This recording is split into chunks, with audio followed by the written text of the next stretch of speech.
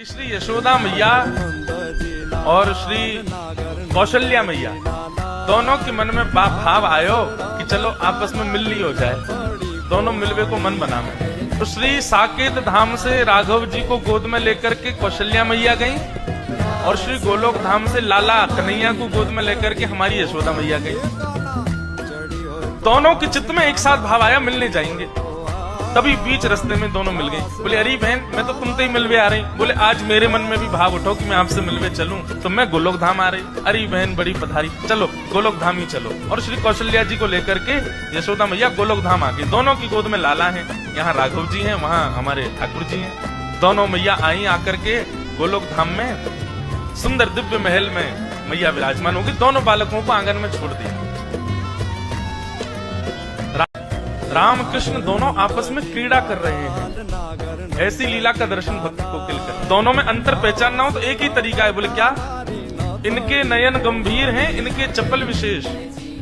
बोले जब राम जी को देखोगे ना तो राम जी के नेत्रों में आपको गंभीरता दिखेगी। बस नेत्रों से ही पहचाना जा सकता है। बाकी नाक, होठ, कान, गाल, हाथ, पैर सबरे गदमदरा से हैं ठाकुर जी। दोनों एक जैसे हैं, बिल्कुल कोई अंतर नहीं बता सकता। बोले अंतर पहचानना हो तो बस दोनों की आंखों में देखो।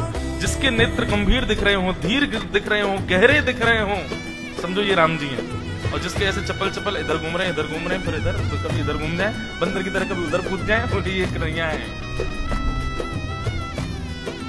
दोनों खेल रहे थे। खेलते खेलते छोटा सा धनुष बाण था राम जी का। सो हमारे बालकृष्ण प्रभु ने, अब राम जी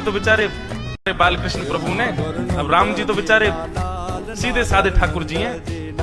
हमारे ठाकुर जी कभी उनके ऊपर चढ़ जाएं, कभी उनको घोड़ा बना दें, कभी उनकी चोटी पकड़ ले, चल मेरे घोड़े आगे करें। राम जी बेचारे भोले भाले, जैसे कहें वैसे करें। इतने में ही हमारे ठाकुर जी ने उनका छोटा सा धनुष जो था वो उनसे छीन लिया। अब बेचारे राम जी ऐसे भी नहीं है कि कहीं रोने लगे हो, चीखने लगे हो, छीन बेचारे ले लियो तो ले लियो, चुपचाप देख रहे हो उन्हीं को। तभी सायंकालीन सत्र हो गया। दोनों मैयाओं की आपस में भेंट हुई, खूब बढ़िया प्रसाद पाया। अब मैया बोली, कौशल्या मैया चलो बहन अब मैं चलूं वापस, फिर कभी आऊंगी दोबारा, अब की बार आप आना साकेत। यशोदा मैया बोली अब कहाँ बताऊं, जे बंदर की सी हड्डी है मेरे लाला के अंदर, इतना ऊधमी है या कहीं ले जावे मुझको डर लगे, सब तोड़ फोड़ देवे, लेकिन फिर भी मैं आऊंगी कभी। दोनों माताएं आपस में मिल ली। अब जैसे ही वापस जाने लगी यशोदा मैया, श्री कौशल्या मैया, दोनों बालक खेल रहे हैं और धनुष बाण हाथ में लिए कौन बैठे हैं? श्री ठाकुर जी। धनुष बाण देख करके कौशल्या मैया ने सोचा यही है राम जी। सोई हमारे गोपाल जी को गोद में उठा लिया और ठाकुर जी को लेकर के श्री कौशल्या मैया साकेत को जा रहे और राम जी रह गए वहीं गोलोक धाम में। दोनों बालक अदला बदली हो गए। ठाकुर जी भी इतने चतुर, बोले ही नहीं रास्ता में कि मैं राम नहीं हूं। वो भी पकड़ के जा रहे, दिख के तो हूं साकेत कैसे है, या राम के सखान को मजा चखा के आऊंगो। अब यहाँ राम जी भी बेचारे चुपचाप बैठे, ना रो रहे हैं ना बोल रहे हैं कि मेरी मैया चली गई है। यशोदा मैया गोद में लेकर के घूम रही हैं। अब दोनों माताओं की स्थिति कैसी है? यशोदा मैया तो पूछ रही है, बोले लाला तो कहाँ है वो, तू ऐसे गुम सुम काई को बैठो है, ना कछु बोल रहा है, ना कछु कर रहा है, ना उछल रहा है, ना कूद रहा है, मक्खन खाएगो? अब राम जी बेचारे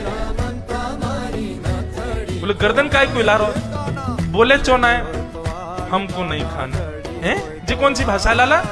तू तो ब्रज भाषा बोले, ये तेरी ब्रज भाषा तो है ना लाला, तू बोल का रहा है? अरे वो कौशल्या को छोरा आयो राम, बातें सीख गयो क्या भाषा है? राम जी चुपचाप बैठे, अब क्या करें। और वहां स्थिति क्या है? जैसे ही ठाकुर जी पहुंचे साकेत, अब वहां तो बड़ी शिष्टाचार मर्यादा रहती है। दशरथ जी महाराज भोजन करने के लिए जब बैठते हैं तो बगल में एक छोटी चौकी पर छोटी थाली में राम जी पाते हैं। लेकिन यहाँ साकेत, यहाँ गोलोक धाम में तो नियम है कि श्री नंद बाबा की गोद में बैठ जाए ठाकुर जी और उन्हीं की थाली में से खावे। जो नंद बाबा खा रहे हो हाथ पकड़ने पहले मुंह खवाओ फिर खाओ। यहाँ तो ऐसी लीला है। अब वहां दशरथ जी ने कहा आओ राघव आइए बैठिए, प्रसाद पाते हैं साथ में मिलके।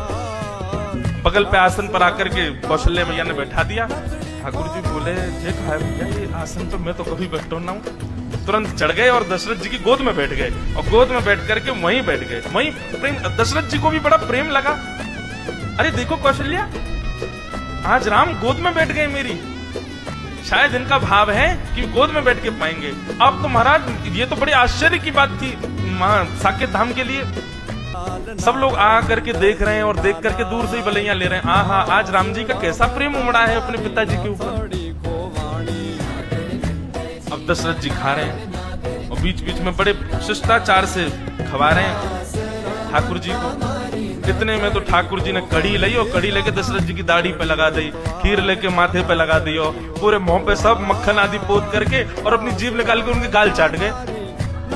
दशरथ जी बोले, ये कौशल्या ये क्या हो गया है? बाहर आकर के कौशल्या मैया ने देखी तो दशरथ जी तो पूरे सने हुए ऊपर से नीचे तक। बोले ये किसने किया? बोले ये राघव कर रहे हैं। ये कहां से सीख करके आ गए हैं ये सब? बोले अरे आज वहां गई थी ना मैं, गोलोक धाम, वहां यशोदा का बेटा बड़ा नटखट है, कहीं उससे तो नहीं सीख लिया? फिर भी राघव तो ऐसा तो कभी नहीं करते। रात्रि में बिस्तर पर बैठ करके राम जी के नेत्रों से मोटे मोटे आंसू गिर रहे हैं और वहां कौशल्या और दशरथ जी के आंसू निकल रहे हैं। क्यों? बोले सोनी ना दे रो लाला। रात में राम जी अपने कक्ष में सोते हैं, लेकिन ठाकुर जी तो नंद बाबा यशोदा मैया के बीच में सो में। अब जबरदस्ती कौशल्या मैया और दशरथ जी के बीच में सो गए ठाकुर जी। तभी बैठा करके धीर गंभीरता से जैसे ही ठाकुर जी के मुख की ओर देखा, कभी इधर नेत्र घुमाते हैं, कभी इधर नेत्र घुमाते हैं, कभी नीचे देखते हैं, कभी कहीं देखते हैं। अचानक से कौशल्या मैया ने कह करके पुकारा, कृष्ण। जैसे ही कृष्ण कहा, तुरंत ठाकुर जी बोले, हाँ मैया। लो हो, ये तो अदला बदली हो गई है। अरे ये हमारे राघव जी नहीं है, ये तो उनके लाला आ गए, ये गोपाल जी आ गए हमारे संग। और वहां धीर गंभीर ठाकुर जी चुपचाप बिस्तर पर बैठे हैं। यहाँ यशोदा मैया बोली, बोले लाला इतना गंभीर तो कभी ना रहे। जैसे ही नेत्रों में झांक करके देखा तो धीर था, गंभीर था, बिल्कुल एक निष्ठ था, मानो जैसे कितनी गहराई हो भीतर। यहाँ यशोदा मैया ने पुकारा, राघव। तो जी माँ। राघव सुनते यशोदा मैया घबरा गई बेचारी। बोले बालकन ने यार कितनों गेरो, कितनों पटक दियो बेचारे, कितनों रोयो होगो। अरे हम तो बदल गए, पता ही नहीं चली कि लाला दोनों बदल गए। ऐसे आनंद का वो भाव भक्त श्री कोकिल अपने भाव में वर्णन